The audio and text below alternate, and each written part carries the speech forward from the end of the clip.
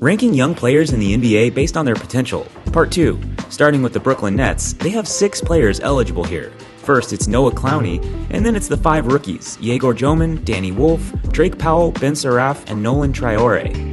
Unfortunately, none of these players have flashed All-NBA or even All-Star upside potential.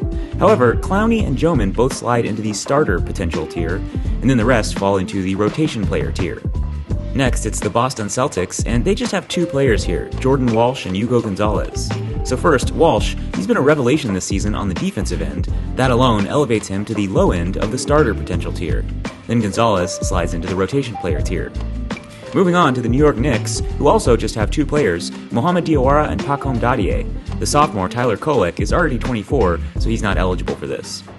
So honestly, neither of these guys have really impressed so far in their NBA careers. Diawara actually got the start the other day, but he's still gonna drop to the end of the bench tier. And frankly, Dadie could be there too, but he'll just hang on in the rotation player tier.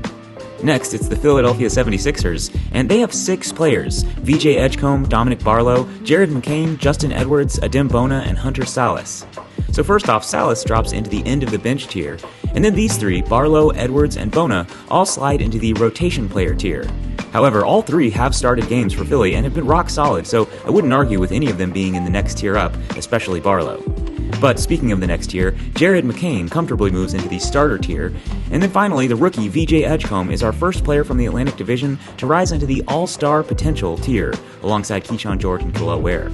Finally, we have the Toronto Raptors with 4 players, Colin Murray-Boyles, Grady Dick, Jacoby Walter, and Chucky Hepburn. Murray-Boyles has had a solid start to his NBA career, so he's up here in the starter tier. Dick and Walter both slide into the rotation player tier, and then Hepburn goes to the end of the bench. Okay, that's it for part 2, ranking young players in the NBA, but let me know who's too high and who's too low.